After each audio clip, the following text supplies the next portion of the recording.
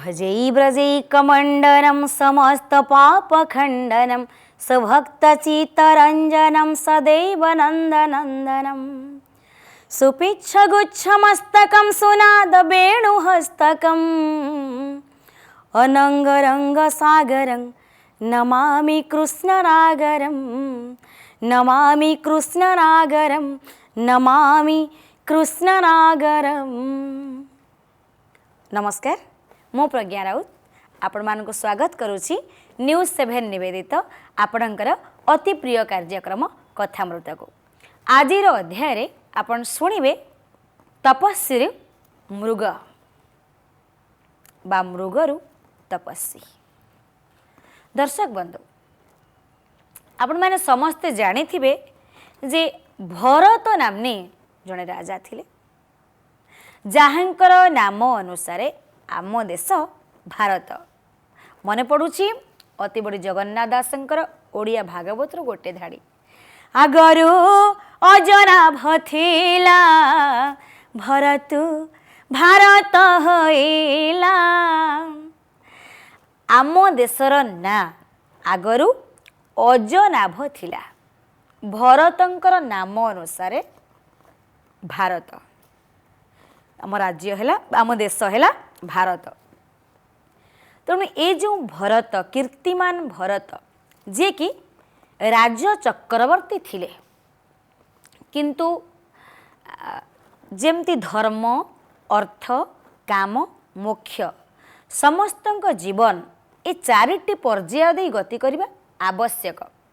धर्म आम पई जेतिकी आवश्यक, अर्थ आम पई सेतिकी आवश्यक, काम आम पई सेतिकी आवश्यक एवं मोक्ष मध्य आम पई आवश्यक।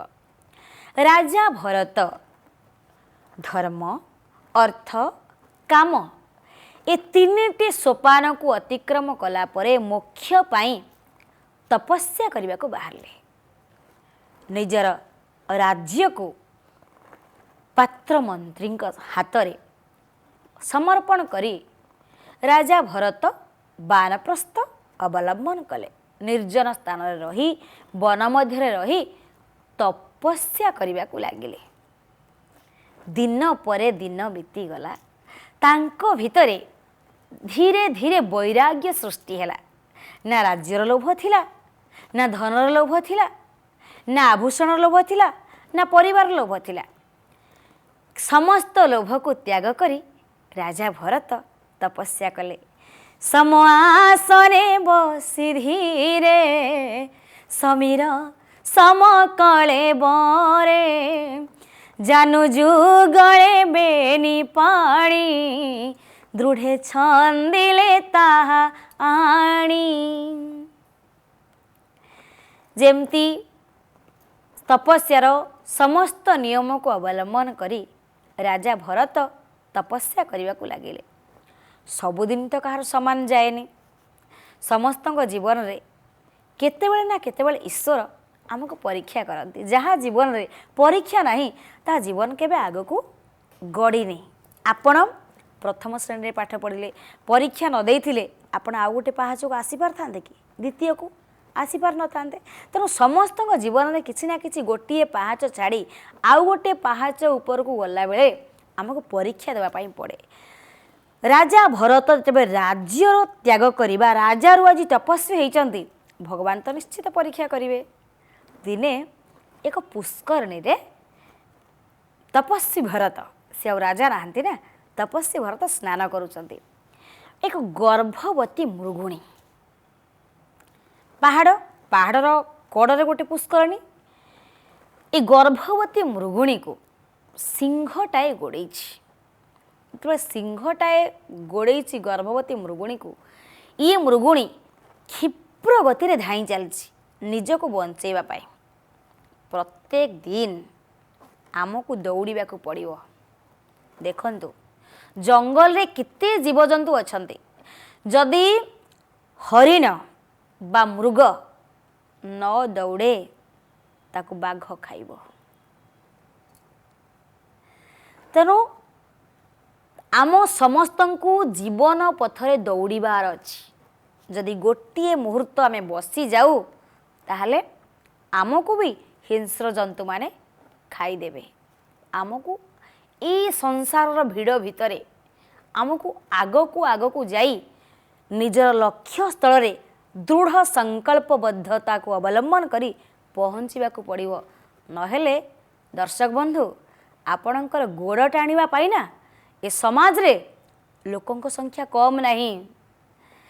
जो दिन आपण भाबिबे आपणक पछरे किए दौड़ुछि आ पछकू चाहिए सेई दिन आपण तले पड़िबे। केबे पछकू चाहतुनी। आपणक पछरे किए गोड़ौछि तो गोड़ाऊ केते केते बेगर से गोड़ौचंती जेते बेगरे गोड़ौचंती आपण तांको ऊपर लक्ष्य न देई आपणकर गति को आउ टिके अधिक बढ़ाई दियंतु। पछरे जेते गोड़ेइबा कथा गोड़ंतु। जंगल रे बाघ हरिण को खाए आपण जानिचंती। पशु गवेषक माने कहते हरिण गोटे घंटा को 60 किलोमीटर दौड़े आ बाघ गोटे घंटारे 40 किलोमीटर दौड़े। तापरे भी बाघ हरिण को खाए कहीं कहले हरिण पछकू चाहे बोली। ग्रीवा भंगा भीरामं महाकवि कालिदास कही ना जिते हरिण जाऊँगी कृष्णसार मृग जाऊँगी राजा दुष्मंत ता पछे पछे गोड़ौचंती से हरिण कौन करुच्ची ना ग्रीवा भंगा भीरामं मुहुरानुपतति स्यंदने दत्त दृष्टि स्यंदन करे रथ। ये हरिणटा आग को जाऊँगी पुणी बेक भांगी पछकू चाहूँगी राजा दुष्मंत रथ को चाहूँगी रथटा केते बाट हेलाणी आपण शत्रु केते बाट हेलाणी। तेणु आम समस्ते गोटे गोटे हरिण हरिण पछकू चाहिए भितर तार गतिटा कमी जाए आउ बाघर गतिटा बढ़ी जाए। तेणु राजा जो जाऊँगी हरिण पछकू चाहूँगी तार गतिटा सेठी कमी आसूची पछकू चाहिबारु।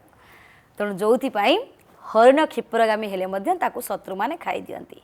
केबे आपणको जीवन रे पछकू चाहंतु नाही केवल निज गति को सबु बेले बढ़ई बढ़ई चलंतु। ये हरिण सिंह जो पछरे आसूची ये सिंह को चाहूँगी पुणी दौड़ुची चाहूँगी पुणी दौड़ुची पुणी गर्भवती अच्छी। राजा से पहाड़ कड़र पुष्करण रे भरत स्नान करुचंती पहाड़ उपरे पड़ी जाइछि धाइबा भितर गर्भवती हरिणीटी पड़ी जाइछि एवं तार गर्भपात सेठी आइछि। ता गर्भरु संतानटाए शाबकटाए खसी आसी से पुष्करण रे पड़ी जाइछि। भरत स्नान करुचंती ताकू हाथ रे उठेई आनिचंती कोलकू सद्यजात संतान कहा मनरे बा दया न हब। जीवटा को देखिले समस्तଙ୍କ भीतर दया सृष्टि हब। जहाँ भीतर दया नहीं जीवरे जार दया नहीं उद्धव चंडालटी सही।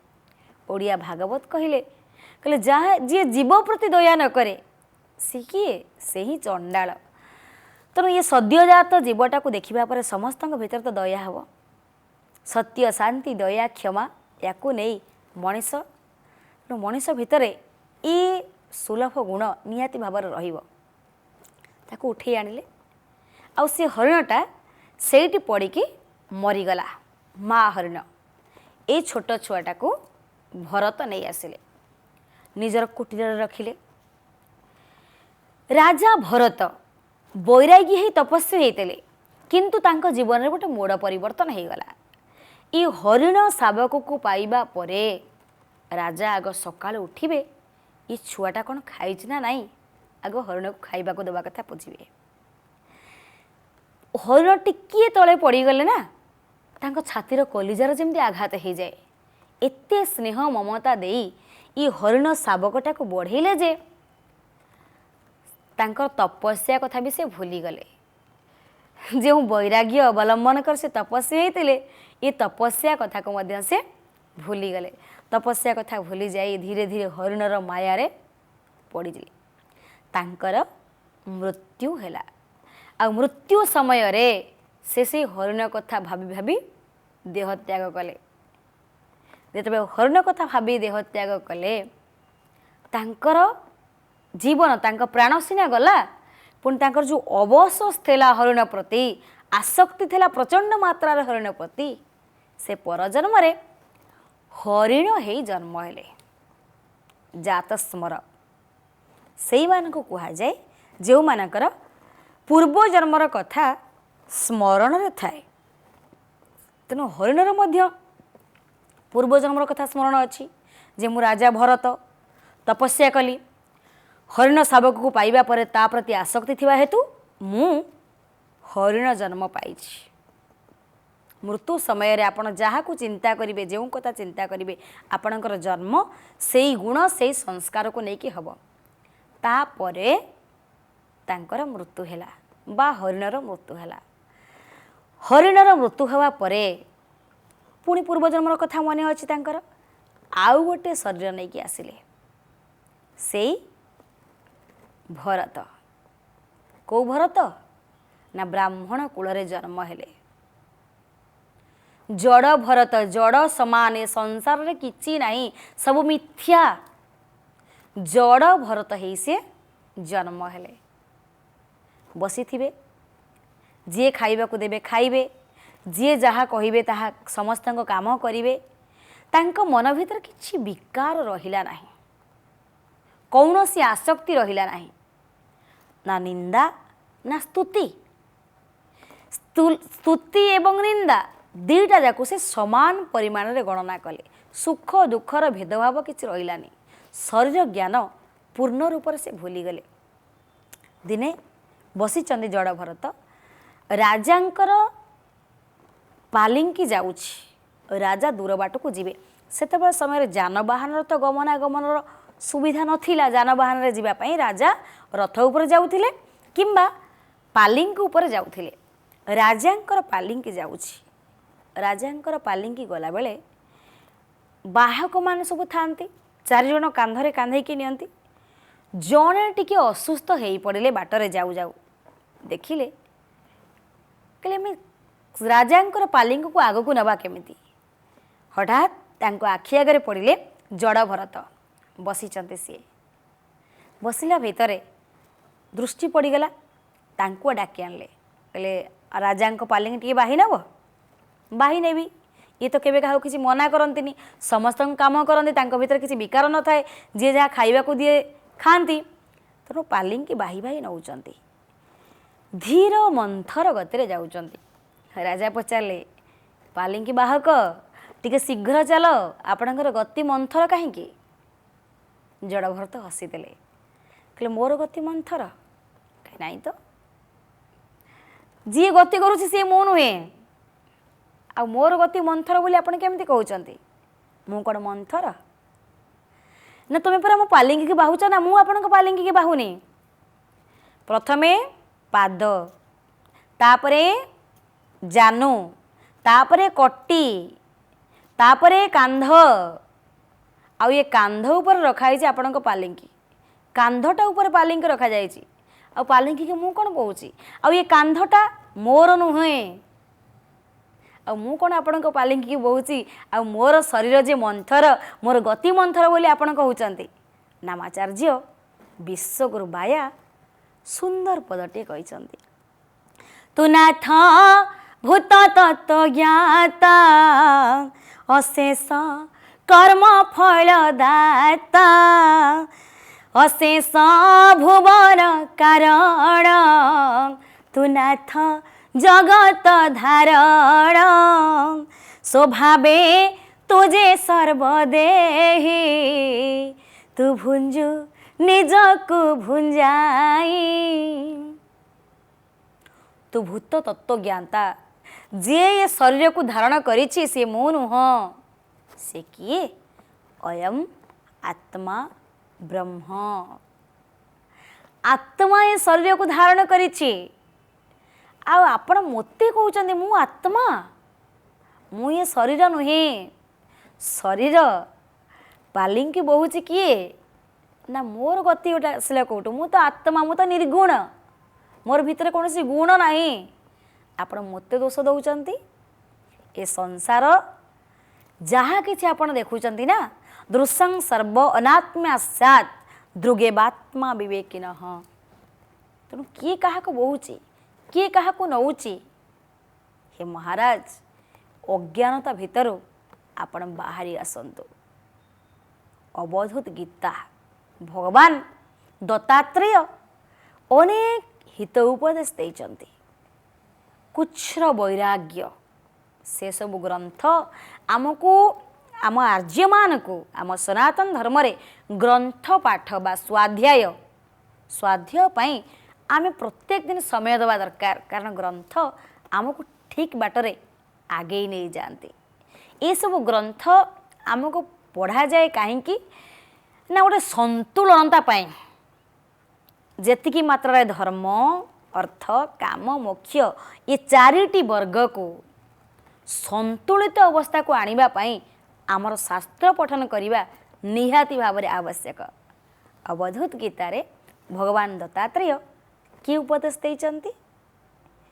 पंचभूतात्मकं विश्वं मरीचि जल सन्निभं कस्याप्यहो मम स्कुर्ज्या महोमेको निरंजन। महाराज आपण जहाँ भी देखुचंदी संसार रे निरंजन परमात्मा सृष्टि, तांको व्यतीत संसार आउ किछि नाही। दर्शक बंधु, भगवान सूर्यंकर गोटे ना हूँ निरंजन। जदि यही कथा जे भगवान सकल शक्तिर आधार, भगवान को इच्छा सबकि चलुची, यही कथा को आपण एक नास्तिक पाखरे प्रमाणित करेंगे किभली? जो मैंने आस्तिक, जो मैंने धर्म को विश्वास करती, भगवान को विश्वास करती, सी तो मानिजे, कि जे नास्तिक भगवत शक्ति को गोटे नास्तिक पाखरे आपण प्रमाण करेंगे केमती? जो मैंने भगवान को विश्वास करती ना, एमती भी लोक अच्छा भगवान किए ईश्वर किए आम देखी पारुनु, एमती लोक अबांतर जुक्ति भी करती।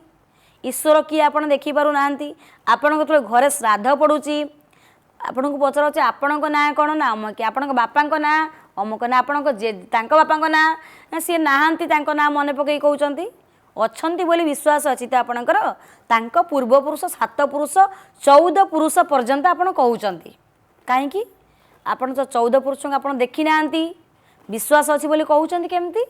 जदि ए विश्वास आपणकर अच्छी ताले भगवान ना अच्छी बोली ए विश्वास करूना कहीं, जहाँ आपण जीवन को विपदगामी करई दउछि। तेणु आप गोटे नास्तिक पाखरे ईश्वरीय सत्ता को प्रमाण करेंगे केमती? ना आम जो पाठ पढ़ुलु आम विज्ञान रे पढ़ा जाउतिला जे सूर्य सकल शक्तिर आधार। ये कथा को समस्त विश्वास करेंगे, आस्तिक विश्वास करेंगे, नास्तिक भी विश्वास करेंगे। सूर्य होउचंती सकल शक्तिर आधार। जयदेव गोस्वामी गीत गोविंद रे सुंदर कथाटी कहते, हरिदिन मणि मंडल मंडन भवखंडन मुनिजन मानस हंस जय जय देव हरे हरे प्रभु जय जय देव हरे। जयदेव गोस्वामी कहले हरि दिन मणि मंडल मंडन, हे हरि आपण दिनमणि कहले सूर्य, सूर्य मंडल को मंडन करिछने, सुतरां सूर्य मंडल भीतर जी अछंती से ही आमर हरि, से ही आमर नारायण, से ही आमर विष्णु, से ही आमर सर्वमय कर्ता। एक आखि आखि नुहे, एक साखी साखी भी नुहे। वेद कौन प्रमाण कले? ध्येयं सदा सवितृमंडल मध्यवर्ती नारायणं सरसिजासनं सन्निविष्ट केौरवान् मकर कुंडलर्वान् किरीटहारी हिरणमय वपुधृता शंख चक्र। आमर सर्वप्राचीन ग्रंथ वेद आद्य ग्रंथ जी आमर ज्ञान स्वरूप, देव स्वरूप, भगवानकर स्वरूप, भगवानकर वाङ्मय रूप होउचंदी वेद। ध्येयं सदा सवितृमंडल मध्यवर्ती, सविता मंडलर मध्य भागरे जी अछंती सी किए ନା ନାରାୟଣମ୍ ସରସିଜାସନମ୍ ସନ୍ନିବିଷ୍ଟ। ସେ ହେଉଛନ୍ତି ନାରାୟଣ, ସେ ହେଉଛନ୍ତି ହରି, ସେ ହିଁ ହେଉଛନ୍ତି ବିଷ୍ଣୁ, ସେ ହିଁ ହେଉଛନ୍ତି ଭଗବାନ। ସୂର୍ଯ୍ୟ ହିଁ ସକଳ ଶକ୍ତିର ଆଧାର। ଆଉ ଯାହାକୁ ଆମେ ସୂର୍ଯ୍ୟ ବୋଲି କହୁଛେ ସେ ହିଁ ସୂର୍ଯ୍ୟମଣ୍ଡଳ ଭିତରେ ତାଙ୍କର ସମସ୍ତ ପ୍ରଭାପୁଞ୍ଜକୁ, ସମସ୍ତ ତେଜପୁଞ୍ଜକୁ, ସମସ୍ତ ଶକ୍ତିକୁ ଯିଏ ଧାରଣ କରିଛନ୍ତି ସେ ହେଉଛନ୍ତି ପରମାତ୍ମା ହରି ନାରାୟଣ ଶ୍ରୀକୃଷ୍ଣ ଗୋବିନ୍ଦ ବିଷ୍ଣୁ। ତେଣୁ ସିଏ ହିଁ ସକଳ ଶକ୍ତିର ଆଧାର। ତାଙ୍କ ବ୍ୟତୀତ ଆଉ ସଂସାରରେ କିଛି ନାହିଁ, ଯାହାଙ୍କର ଗୋଟେ ନାମ ହେଉଛି ନିରଞ୍ଜନ। ଆଜି ଜଡ଼ ଭରତ ରାଜାଙ୍କୁ କହିଲେ, ମହାରାଜ ଆପଣ ଯାହା ଦେଖୁଛନ୍ତି ସଂସାରରେ ତାହା ହିଁ ନିରଞ୍ଜନଙ୍କର ଶକ୍ତି। ପଞ୍ଚଭୂତାତ୍ମକ ବିଶ୍ୱ, ଏ ଯେଉଁ ପଞ୍ଚଭୂତର ବିଶ୍ୱ, ଏ ପଞ୍ଚଭୂତର ବିଶ୍ୱରେ ଯାହା ଆପଣ ଦେଖୁଛନ୍ତି ଏହା କେବଳ ଆପଣଙ୍କର ଭ୍ରମ। ଏକମାତ୍ର ଈଶ୍ୱରୀୟ ସତ୍ତା ଏ ଜଗତକୁ ଧାରଣ କରିଛି।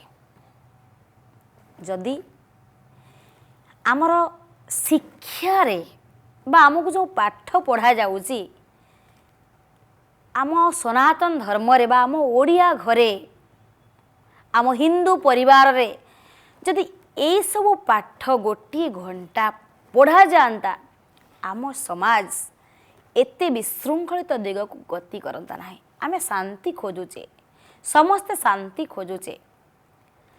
ଡାଳକୁ ଆପଣ ବଞ୍ଚେଇ ରଖିପାରିବେ ନାହିଁ। ଡାଳ ବଞ୍ଚିବା ପାଇଁ ହେଲେ ଗଛର ମୂଳ ବଞ୍ଚିବା ଦରକାର। ଆମେ ଅନେକ ଉଦ୍ୟମ କରୁଛେ, ଚୋରି, ଡକାୟତି, ହତ୍ୟା, ଧର୍ଷଣ, ଏହାକୁ ବନ୍ଦ କରିବା ପାଇଁ ଅନେକ ଚେଷ୍ଟା ଆମେ କରୁଛେ, ଅନେକ ଉଦ୍ୟମ କରୁଛେ, ଅନେକ ଅର୍ଥ ମଧ୍ୟ ବ୍ୟୟ କରୁଛେ। ବର୍ତ୍ତମାନ ସମୟରେ ବନ୍ଦ ହେଉଛି କାହିଁକି ନା ଆମେ ମୂଳକୁ କେବେ ଖୋଜିବାକୁ ଚେଷ୍ଟା କରିନି। ଯଦି ବାଲ୍ୟ ସଂସ୍କାର ଗୋଟେ କରାଯାଆନ୍ତା, ପ୍ରତ୍ୟେକ ଶିଶୁକୁ ଯେମିତି ଆମର ସନାତନ ଧର୍ମରେ ଷୋଡ଼ଶ ସଂସ୍କାରର ବିଧି ଅଛି, ବାଲ ସଂସ୍କାର, ପାରିବାରିକ ସଂସ୍କାର, ଛୋଟବେଳୁ ଆମକୁ କିଛି ଶିକ୍ଷା ଦିଆଯିବ, ସଂସ୍କାର ଦିଆଯିବ, ଆଉ ଏଇ ସଂସ୍କାରଟା ଆମ ରକ୍ତ ଭିତରେ ରହିବ, ତାହେଲେ ଆମେ କେବେ ବା ଆମ ସମାଜର କୌଣସି ବି ବ୍ୟକ୍ତି ସେ ବାଟକୁ ଯିବେ ନାହିଁ। ଯଦି କିଛି ନୈତିକ ଶିକ୍ଷା ଦିଆଯିବ, ଛୋଟବେଳୁ ସେଇ ପରିସର ଭିତରେ ଗଢ଼ାଯିବ। ଆଉ ଆମେ ଡାଳକୁ ବଞ୍ଚେଇବାକୁ ରଖିଲେ ବା ଡାଳକୁ ବଞ୍ଚେଇଲେ କେବେ ଡାଳ ବଞ୍ଚିବନି। ବା ଦୁର୍ନୀତିର କୁ ନଷ୍ଟ କରିବା ପାଇଁ ହେଲେ ଡାଳ କାଟିଲେ ସେ ପୁଣି ଗଛରୁ ବାହାରିବ। ମୂଳକୁ ଉପାଡ଼ିବାର ଅଛି, ଯେଉଁ ମୂଳକୁ ଆମେ ଖୋଜିବାକୁ କେବେ ଚେଷ୍ଟା କରିନାହୁଁ। ଯେବେଠାରୁ ଗୁରୁକୁଳ ଆଶ୍ରମର ପରମ୍ପରା ବୁଡ଼ି ଯାଇଛି, ଆମ ଶିକ୍ଷା ଭିତରେ ଏ ସଂସ୍କାର ନାହିଁ, ସେବେଠାରୁ ଆମମାନଙ୍କର ମସ୍ତିଷ୍କ ସେଇ ବିଭ୍ରମ ଦିଗରେ ଗତି କରିଯାଇଛି, ସେଇ ଅବାଟକୁ ହିଁ ଗତି କରାଯାଉଛି। ଆମ ଆଖି ଆଗରେ ଆମ ସମାଜ ନଷ୍ଟ ହୋଇଯାଉଛି, କିନ୍ତୁ ଆମେ କିଛି କରିପାରୁନାହୁଁ। ଅନେକ ଚେଷ୍ଟା, ଅନେକ ଉଦ୍ୟମ କରୁଛୁ। ଯେତେବେଳେ ଜଡ଼ ଭରତଙ୍କର ଏଇ କଥା ଶୁଣିଛନ୍ତି ରାଜା, ସେ ଆଉ ପାଲିଙ୍କିରେ କ'ଣ ବସିପାରିବେ ନା, ସାଙ୍ଗେ ସାଙ୍ଗେ ବାହକମାନଙ୍କୁ କହିଲେ ରଖିଦିଅ, ପାଲିଙ୍କିକୁ ତୁମେ ରଖିଦିଅ। ବାହକମାନେ ପାଲିଙ୍କି ରଖିଦେଲେ। ରଖିଦେଲା ପରେ ଦଣ୍ଡବତ ପ୍ରଣାମ କଲେ, ସାଷ୍ଟାଙ୍ଗ ପ୍ରଣାମ କଲେ ଜଡ଼ ଭରତଙ୍କୁ। ଦର୍ଶକ ବନ୍ଧୁ, ପୁରୁଷମାନେ ସାଷ୍ଟାଙ୍ଗ ପ୍ରଣାମ କରିପାରିବେ, କିନ୍ତୁ ସାଷ୍ଟାଙ୍ଗ ପ୍ରଣାମ କରିବା ପାଇଁ ନାରୀମାନଙ୍କୁ ବାରଣ କରାଯାଇଛି। କାରଣ ନାରୀମାନଙ୍କୁ ପୟୋଧରା ବୋଲି କୁହାଯାଏ। ତାଙ୍କର ବକ୍ଷରେ ଅମୃତ ଅଛି, ଯାହା ନାରୀମାନଙ୍କର ବକ୍ଷକୁ ମାତା ଧରିତ୍ରୀ ସହିପାରେ ନାହିଁ। ତେଣୁ ନାରୀମାନେ କେବେ ସାଷ୍ଟାଙ୍ଗ ପ୍ରଣାମ କରିବେ ନାହିଁ, ତାଙ୍କର ବକ୍ଷ କେବେ ଭୂମି ସ୍ପର୍ଶ କରିବ ନାହିଁ। ନାରୀମାନଙ୍କର ବକ୍ଷରେ ଅମୃତ, ଯିଏ ଯାହା ସନ୍ତାନକୁ ଖାଇବାକୁ ଦିଏ ବା ସନ୍ତାନକୁ ବଞ୍ଚେଇ ରଖେ, ସେ ଭାରକୁ ମା ଧରିତ୍ରୀ ସହିପାରନ୍ତି ନାହିଁ। ଆଜି ରାଜା ଜଡ଼ ଭରତଙ୍କୁ ସାଷ୍ଟାଙ୍ଗ ପ୍ରଣାମ କଲେ, ଲମ୍ ହେଇକିରି ପାଦ ତଳେ ପଡ଼ିଲେ। ଜଡ଼ ଭରତ ତାଙ୍କୁ ଉଠେଇଲେ, ଆଉ ରାଜାଙ୍କୁ ସେ ଦୀକ୍ଷା ଦେଲେ। ଦୁଇଟା କ୍ଷୀର ମିଳନ ହିଁ ଦୀକ୍ଷା, ଆତ୍ମା ଆତ୍ମାର ମିଳନ ହିଁ ଦୀକ୍ଷା। ଏ ଦୀକ୍ଷା ପ୍ରତ୍ୟେକଙ୍କ ଜୀବନରେ ରହିବା ଦରକାର। ଯେତେବେଳେ बापार मन कथा पुओ बुझी पारे से हुए दीक्षा। बापा माँ भाई भौणी परिवार भितर जिते दीक्षा हुए आम पारिवारिक जीवन श्रृंखलित हो जाए। ये दीक्षा शब्द जे गुरु शिष्य भितर सीमित ताहा नुहे। जो संतान बापांकर मन कथा बुझी पारे से होउची उत्तम पुत्र।